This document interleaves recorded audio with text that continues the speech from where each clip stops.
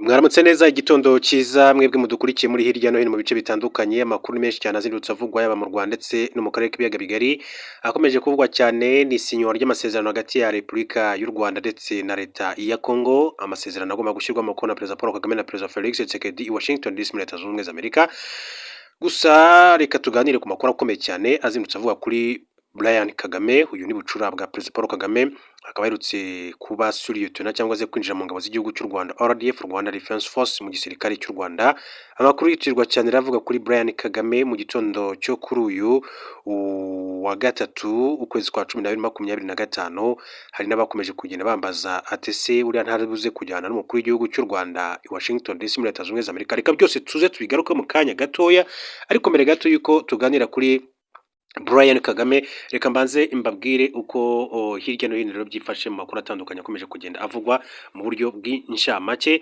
Mbabwire ko amakuru aravuga yuko mu karere ka Muhanga ni mu ntara y'Amajyepfo mu gihugu cy'u Rwanda hari abagera kuri 4 bivugwa yuko bamaze gucabwa muri yombi n'urwego rw'igihugu rushinzwe ubugenzacyaha RIB, nyuma yuko bakurikiranyweho rero gutera abacukuzi b'amabuye y'agaciro mu byo bukomeye cyane mu karere ka Muhanga. Rero biravuga yuko abagera kuri 4 mu bate bacukuza amabuye y'agaciro bitwaje intwaro gakondo bamaze gutabwa muri yombi. Polisi y'u Rwanda ikorera muri aka karere ka Muhanga yatangaje ko abantu 4 bari mu itsinda ry'abandi basaga 20 bateye abakozi b'ikirombe gicukurwamo amabuye y'agaciro cya sosiyete yitwa Wistin Mining bitwaje intwaro gakondo bagakomeretsa bamwe mu bayikoramo rero bakanatera ubwoba abandi bamaze gutabwa muri yombi. Byabaye mu gitondo cyo itariki ya 25 mu karere ka Muhanga, umurenge wa Kabacuzi mu kagari ka Shori, ubwo abakora muri iki kirombe batunguwe no kubona itsinda ry'abantu bitwaje intwaro gakondo zirimo imihoro, amapiki n'ibindi byuma, bakirara mu bakozi bashaka rero kubagirira nabi ndetse bakanabakomeretsamo umwe muri bo, nk'uko amakuru akomeza kugenda abishimangira. Ibyabiri mu karere ka Muhanga mu ntara y'Amajyepfo. Hanyuma mu yandi makuru reka mbabwire ko Fernando Diaz wemeza ko yatsinze amatora perezida wa Guinea Bissau yahungiye mu gihugu cya Nigeria. Uyu munyapolitike Fernando Diaz wemeza ko yatsinze amatora perezida wa Guinea Bissau yabaye tariki 23 Ugushyingo 2025 yahungiye muri Nigeria nyuma y'aho ubutegetsi bwa Umaro Sissoco Embalo bukuweho. Minisiteri y'ububanyi n'amahanga ya Nigeria yasobanuye ko iki gihugu cyakiriye Diaz nyuma y'aho perezida Bola Tinubu yemeye ko arindirwa umutekano kuko byagaragaraga ko ubuzima bwe buri mu kaga. Guverinoma ya Nigeria yasabye umuryango w'ibihugu byo muri Afurika y'Iburengerazuba CEDEAO ko wakohereza ingabo zawo mu mujyi wa Abuja kugira ngo rero zikomeze kubungabunga umutekano wa Fernando Diaz. Umaro uri muri Repubulika ya Congo yavugaga ko yatsinze amatora ku majwi 65, ariko na Fernando Diaz akavuga ko ubwo kudeta yabaga tariki 26 Ugushyingo yari mu nzira imuganisha ku nsinzi y'amatora y'umukuru w'igihugu muri iki gihugu cya Guinea Bissau. Hanyuma tukiri muri iki gihugu reka mbabwire ko ntihagitangajwe amajwi y'ibyavuye mu matora. Komisiyo y'igihugu y'amatora muri Guinea Bissau yatangaje ko idashobora gutangaza ibyavuye mu matora yabaye ku 23 Ugushyingo 2025 kubera udusanduku twitora na listi z'itora byasawe mu biro n'abasirikare bafashe ubutegetsi. Abasirikare muri Guinea Bissau bafashe ubutegetsi tariki 26 Ugushyingo 2025 mbere y'umunsi ngo komisiyo y'amatora itangaza amajwi y'ibyavuye mu itora. Itangazo ryasowe na Idrissa Jaro uri mu bayobozi bakuru ba komisiyo y'amatora yavuze ko nta bikoresho n'uburyo buhari bwo gukomeza imirimo ijyanye n'amatora nk'uko yabigarutseho. Hanyuma duhinduye ingingo tuvuye muri Guinea Bissau, reka mbabwire ko mu gihugu cya Cameroon haravuga inkuru y'uko uwitwa Anicet Ekane wayobaraga ishyaka rya Manidem ritavuga rumwe n'ubutegetsi bwa Cameroon yitabye Imana ari mu maboko ya leta nyuma y'ukwezi atawe muri yombi azira kugira uruhare mu myigaragambyo yakurikiye amatora ya perezida muri icyo gihugu yabaye tariki 12 Ukwakira 2025. Ekane imyaka 74 yafashwe ku 24 Ukwakira 2025 hamwe n'abandi bayobozi b'amashyaka atavuga rumwe n'ubutegetsi ashinjwa kugambanira igihugu no kuyobora imyigaragambyo. Nyuma y'urupfu rwe tariki ya 1 Ukuboza 2025 ishyaka rye Manidem ryasohoye itangazo risaba ubutabera rivuga ko ubwo yari afunzwe yari yarashyizwe mu kato kandi atabonaga ibikoresho by'ubuvuzi nkenerwa nk'uburyo bwo guhumeka neza ndetse no kubonana n'umuganga w'inzobere witaga ku burwayi bwe. Hanyuma rero mbere ko tugaruka kuri inkuru ya Brian Kagame, reka nanone mbabwire ko muri Repubulika ya Demokarasi ya Kongo. Ihuriro rya AFC 23 rirwanya ubutegetsi bwa Repubulika ya Demokarasi ya Kongo ryatangaje ko ingabo z'iki gihugu n'imitwe bakorana byarashe ibisasu muri centre ya Kamanyora byica abasivili bagera kuri 3, abandi 5 barakomereka. Umuvugizi wa AFC 23 mu bya politiki Lawrence Kanyuka ku gicamunsi cyo ku itariki ya 2 ku munsi w'ejo Ukuboza 25 yatangaje ko muri 5 bakomeretse harimo umugabo umwe, umugore n'abana 3. Centre ya Kamanyora iherereye muri teritwari ya Walungu mu ntara ya Kivu y'Amajyepfo, igenzurwa n'abarwanyi ba AFC 23 kuva mu kwezi kwa kabiri muri 2025. Ikaze rero muri amakuru ku buryo burambuye ariko tuganira kuri Brian Kagame, ni bucura bw'umukuru w'igihugu cy'u Rwanda yamaze kwinjira mu gisirikare cy'u Rwanda, ndetse tunarebera n'andi makuru muri rusange agenda agarukwaho. Mu minsi ishize nibwo umukuru w'igihugu cy'u Rwanda Perezida Paul Kagame yavuze amakuru akomeye cyane kuri aba bana be, yaba Brian Kagame, yaba Ian Kagame, ndetse yaba na Ivan Cyomoro Kagame, bombi akaba rero ari abana be. Akaba rero yaravuze amakuru akomeye cyane ku muryango we muri rusange, ndetse no kuri aba bana be, bamwe bamaze kwinjira mu gisirikare cy'u Rwanda, undi akaba yariyeguriye ubucuruzi nk'uko umukuru w'igihugu cy'u Rwanda yakomeje kugenda abigarukaho.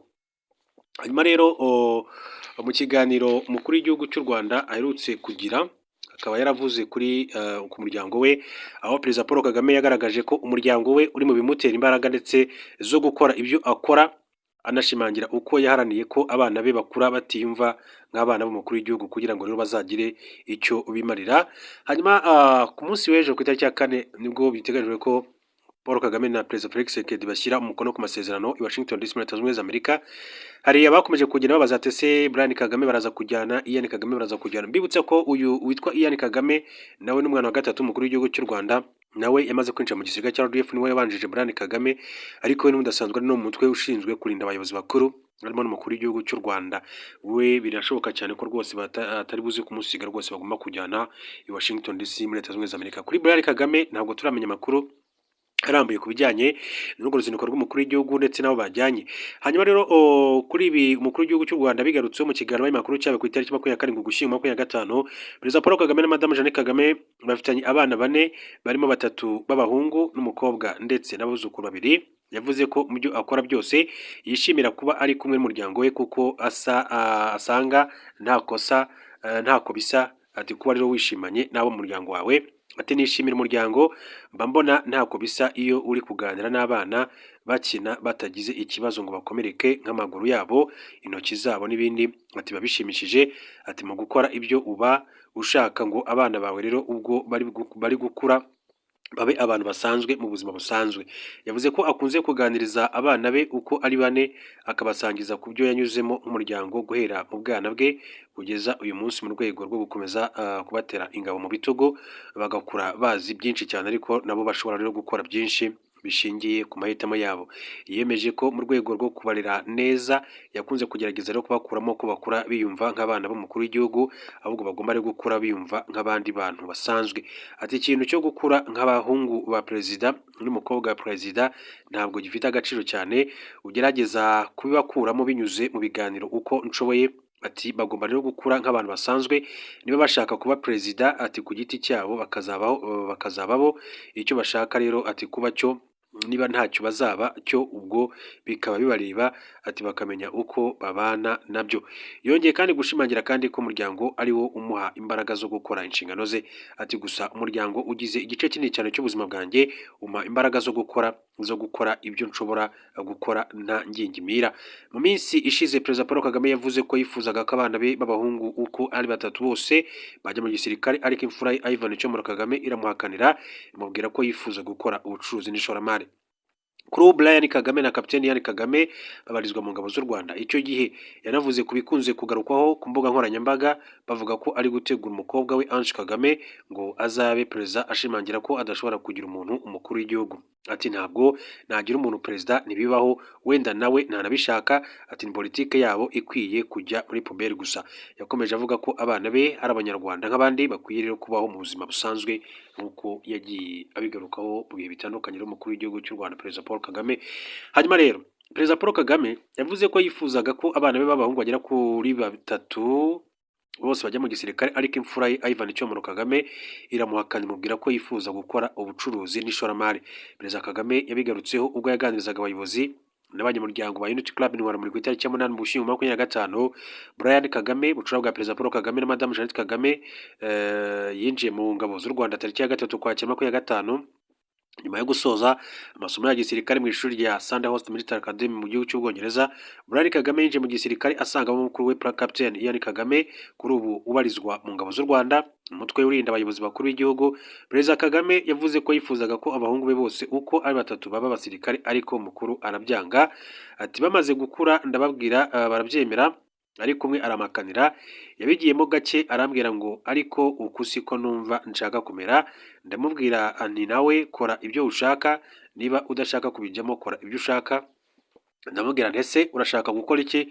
Ati njye ndashaka gukorera amafaranga. Ati njye nindangiza kwiga nzajya mu bucuruzi. Arangije aranyurira arambwira ngo mwebwe n'abo basore bandi barumuna be, ati kubera ko icyo gihe rero muzaba muri mu bindi, ati nti nzabatunga.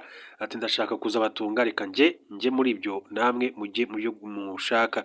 Yakomeje avuga ko yari yabanje rero kubwira Second Lieutenant Brian Kagame na Captain Ian Kagame kurangiza icyiciro cya gatatu cya kaminuza mbere yo kwinjira mu gisirikare cy'u Rwanda ariko barabyanga.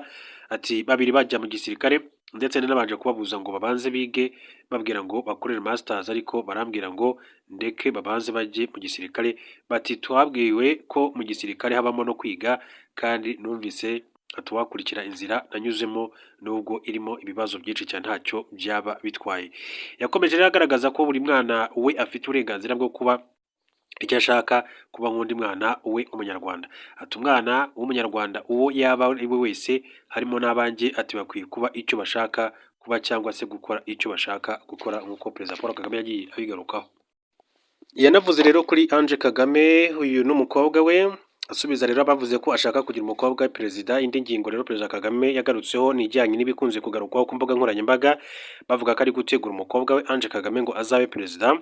Ejo bundi mbonye ibintu by'imbuga nkoranyambaga mbona abantu bavuga ko njyewe ntegura umukobwa wanjye kuzayobora igihugu, ariko njyewe wanteguye ninde? Mbanze mbabaze njyewe wanteguye ninde? Ntabwo nateguye na data kandi mpora mbabwira ngo mwageze aho mukansezerera. Yakomeje avuga ko abana be ari abanyarwanda nk'abandi bakwiriye kubaho mu buzima busanzwe. Ati kuri njyewe rero umuryango wanjye n'abana banjye n'abanyarwanda nk'abandi bazabaho nk'uko abandi bose babayeho. Perezida Kagame yagaragaje ko adashobora kugira umuntu perezida ndetse yemeza ko n'uwo mukobwa bavuga ko ari gutegurira kuzaba perezida bishoboka ko yaba atanabishaka. Ati ntabwo nagira umuntu perezida rero ntibibaho. Ati wenda nawe ntanabishaka, ni politike yabo ikwiye kujya muri puberi gusa. Perezida Paul Kagame kandi na Jeannette Kagame bafitanye abana bagera kuri 4 barimo 3 b'abahungu n'umwe w'umukobwa we Ange Ingabire Kagame. Rero abantu batandukanye bagiye bavuga ko yaba arimo aramutegura kuzavamo perezida w'u Rwanda. Akaba rero ibyo nyine nagiye batabivuga ibyo nibikunze kugenda bigarukaho cyane. Hanyuma duce muri Repubulika ya Demokarasi ya Kongo, mabwira ikoro rya FC23 rirwanya ubutegetsi bwa Repubulika ya Demokarasi ya Kongo ryatangaje ko ingabo z'iki gihugu n'imitwe bikorana byarashe ibisasu muri santere ya Kamanyola byica abasivili 3 abandi 5 barakomereka. Umuvugizi wa FC23 Lawrence Kanyuka ku gicamunsi cyo kwa kabiri ukuboza 25 yatangaje ko muri 5 bakomeretse harimo umugabo umwe, umugore n'abana 3. Santere ya Kamanyola iherereye muri teritwari ya Warungu mu ntara ya Kivu y'Amajyepfo, igenzurwa n'abarwanyi ba FC23 kuva muri Gashyantare 25 mu bice bitari kure ya Kamanyola nka Katogota na Ruvungi muri teritwari ya Uvira. Habereye imirwano ikomeye cyane kuva muri Rukerera yahanganisha FC23 n'ingabo za RDC zifatanyije na Wazalendo FDLR n'ingabo z'u Burundi. Abatuye muri Kamanyola batangaje ko mbere y'uko imirwano itangira babonye abasirikare babarirwa muri magana bafite ibifaro n'imbunda ziremereye bajya gushyira uburinzi mu bice bihakikije. Aba baturage nabo mu bindi bice rero nka Katogota ndetse na Ruvungi bavuga ko imirwano yababujije gukora imirimo bashesha imibereho kubera ko ikomeye cyane. I Bukavu abatuye muri uyu mujyi ugenzurwa na FC23 kuva muri Gashyantare nabo bavuga ko bari kumva urusaku rw'amasaso nkaho ariho rero imirwano iri kubera. Imirwano ikomeje hagati ya FC23 n'ihoro ry'ingabo za leta RDC iri gwa leta ya Qatar umukoro ukomeye cyane kuko nta gihe kinini cyane gishize yemeranyije n'impande zombi ko zigomba rero guhana agahenge kugira ngo ibiganiro by'amahoro bihuze bitange umusaruro vuba. Umunyamabanga wa leta ya Qatar ushinzwe ububanyi n'amahanga Dr Mohammed bin Abdulaziz Al Khulaifi hagati mu kwezi gushize yavuze ko bigoye cyane guhuza impande zihagarika imirwano, ariko ko igihugu cyabo kizakomeza gukora ibishoboka kugira ngo rero amahoro aboneke ku mpande zombi muri iki gihugu cya Repubulika Iharanira Demokarasi ya Kongo. Muri Guinea Bissau, komisiyo y'igihugu y'amatora yatangaje ko idashobora gutangaza ibyavuye mu matora abaye ku itariki 23 Ugushyingo 2025 kubera udusanduku twitora na lisiti z'itora byasahuwe mu biro n'abasirikare bafashe ubutegetsi. Abasirikare muri Guinea Bissau bafashe ubutegetsi tariki 26 Ugushyingo 2025 mbere y'umunsi ngo komisiyo y'amatora itangaze amajwi y'ibyavuye mu itora nk'uko amakuru abivuga. Hanyuma rero itangazo ryasohowe na Idrissa Jaro uri mu bayobozi bakuru ba komisiyo y'amatora yavuze ko nta bikoresho n'uburyo buhari bwo gukomeza imirimo ijyanye n'amatora nyuma y'amatora mu Marosi Soko Embalo wari ku butegetsi kuva yavuze ko yatsinze n'amajwi 65, ariko n'uwo bari bahanganye utavuga rumwe n'ubutegetsi witwa Fernando Diaz avuga ko yatsinze ku majwi 52. Byose rero byarangiye ubutegetsi buri mu maboko y'abasirikare mu Marosi Soko Embalo ahungira muri Congo Brazzaville, naho Diaz ahungira mu gihugu cya Nigeria uko amakuru yatugezeho yakomeje kugenda abishimangira. Hanyuma tukiri kandi muri icyo gihugu cya Guinea Bissau, uyu mugabo yamaze guhungira muri Nigeria ndetse Minisiteri y'Ububanyi n'Amahanga muri iki gihugu cya Nigeria niyo yabitangaje avuga yuko yamaze guhungira muri iki gihugu cya Nigeria. Ati Bola Tinubu perezida wa Nigeria yategetse ko yahabwa uburinzi bwihariye, yategetse ko yarindwa kubera yuko umutekano we ukomeje kugenda ukimangwa muri rusange nk'uko yategetse inzego bireba. Muri Cameroon, witwa Anicet Ekane wayoboraga ishyaka rya Manidem utavuga rumwe n'ubutegetsi bwa Cameroon yitabye Imana ari mu maboko ya leta nyuma y'ukwezi atari muri yo mbazira kugira uruhare mu myigaragambyo yakurikiye amatora ya perezida muri icyo gihugu yabaye tariki ya 12 Ukwakira 2025. Ekane mu myaka 74 yafashwe ku 24 Ukwakira 2025 hamwe n'abandi bayobozi b'amashyaka atavuga rumwe n'ubutegetsi ashirwa kugambanira igihugu ndetse no kuyobora imyigaragambyo. Nyuma y'urupfu rwe ku itariki ya 1 Ukuboza 2025 ishyaka ry'Manidem ryasohoye itangazo risaba ubutabera rivuga ko ubwo yarafunze yari yarashyizwe mu kato kandi atabonaga n'ibikoresho by'ubuvuzi nkenerwa mu buryo bwo guhumeka neza ndetse no kubonana n'umuganga w'inzobere wita ku burwayi bwe. Iryo tangazo ryagiraga riti iki ni icyaha cya leta, ubuvuzi budahwitse ku muyobozi waharaniye uburenganzira bwa muntu, ubutabera, ubusugire n'agaciro k'abaturage ba Cameroon. Umwe mu bayobozi ba Manidem witwa Augusta Epanya yavuze ko urupfu rwa Ekane bwari ubwicanyi bwa politike ndetse n'umwunganizi we mu mategeko Emmanuel Shem yavuze ko Ekane yari afite uburwayi bukomeye ariko ataha ubuvuzi bukwiriye. Leta ya Cameroon yahakanye ibyo kumwima ubuvuzi ivuga ko Ekane yavurwaga n'abaganga b'ingabo ndetse n'inzobere zamwitagaho ubwo yari afunze. Minisitiri w'itumanaho muri Cameroon witwa René Emmanuel Sadi yavuze ko guverinoma yifatanyije n'umuryango mu kababaro kandi Perezida Biya yategetse ko hakorwa iperereza ku ntandaro y'urupfu rwe. Ibi byabaye mu gihe hari abashinja leta gucecekesha abatavuga rumwe n'ubutegetsi nyuma y'uko Perezida Paul Biya atangajwe nk'uwatsinze amatora n'abaje 53.36%. Amatora yavuzwemo byinshi cyane birimo kubuza bamwe mu batavuga rumwe n'ubutegetsi na leta kwiyamamaza. Hanyuma rero nyuma yo gutangaza ibyavuye mu matora habaye imyigaragambyo mu bice bitandukanye by'igihugu, umuryango uharanira uburenganzira bwa muntu ku isi Human Rights Watch watangaje ko nibura abantu 55 bapfiriye mu mvururu zakurikiye amatora, aho inzego z'umutekano zakoresheje ibyotsi biryana mu maso ndetse banarasa amasasu mu rwego rwo gutatanya abaturage bari bari mu mihanda muri iki gihugu cya Cameroon. Nuko rero bikomeza kugenda bivugwa muri rusange muri Afurika rero ntabwo biba byoroshye cyane. Reka amakuru yacu tuyasoreze mu Rwanda babwira ko polisi ikora mu karere ka Muhanga yatangaje ko abantu bagera kuri 4 bari mu itsinda ry'abandi basaga 20 bateye abakozi b'ikirombe gicukurwamo amabuye y'agaciro cya sosiyete yitwa Steel Mining bitwaje intwaro gakondo bagakomeretsa bamwe mu bayikoragamo bakanatera ubwoba abandi baturage bahaturiye. Ibi byabaye mu gitondo cyo ku itariki ya 1 Ukuboza 2025 mu karere ka Muhanga, murenge wa Kabacuzi mu kagari ka Shori, ubwo abakora muri iki kirombe rero batunguwe no kubona itsinda ry'abantu bitwaje intwaro gakondo zirimo imihoro, amapiki n'ibindi byuma bakirara mu bakozi bashaka rero kubagirira nabi ndetse bakanabakomeretsamo. Umwe muri bo bakuru ava muri ako gace avuga ko abaturage bagerageje gutabara bakabona bikomeye maze nabo bagahitamo rero guhunga ndetse ngo n'abari mu mirima bataye amasuka yabo bariruka, abandi bahitamo rero kwifungirana mu nzu mu gihe abandi birukaga rero batabaza guterwa rero ubwoba cyane, kuko abagizi ba nabi bagendaga bavuga uwo bahura nawe wese bamutema, aho ngo banita izina rya filimi yamenyekanye mu gutera rero ubwoba yitwa Long Turn. Umuvugizi wa polisi mu ntara y'Amajyepfo Chief Inspector Police Kamanzi Hassan yabwiye itangazamakuru ko abateye muri icyo kirombe ari insoresore zazerekejwe na bamwe mu bagikoragamo, bakurikiranwamo aho rero abagera kuri 20 bakirukanwamo, abagera kuri 20 baje rero bafite intego yo guhungabanya umutekano w'abahakora. Ubu ati iri tsinda rero rinabarizwamo abahoze bakora muri ibyo birombe ariko bakaza kwirukanwa, baje bazi aho bajya, bari bagamije kwirukana abahakorera maze bagacukura amabuye yo kwiba. Chief Inspector wa Police Kamanzi yakomeje ahumuriza abaturage bakomezaga rero kuvuga ko ababateye ari umutwe w'abagome twaje intwaro gakondo. Avuga ko ibyo kuko rero n'ibikoresho bafite ati ntibyahita rero bifatwa nk'intwaro, ahubwo nibyo bari gukoresha biba amabuye. Ati abaturage bahumure nta byacitse, abavuga ngo ni umutwe ati biriya si ukuri. Yongeyeho ko 4 muri bo bamaze rero gutabwa muri yombi, bakaba bafungiye kuri RIB station ya Kiyumba, ndetse hakaba hagikorwa iperereza ku bandi kugira ngo rero bamenyekane abagize uruhare bose mu biriya bikorwa bigayitse bahungabanyije umutekano w'abaturage muri aka karere ka Muhanga. Kiyumba RIB station niho rero bafungiwe. Reka rero mbashimire cyane, bifurize kandi gukomeza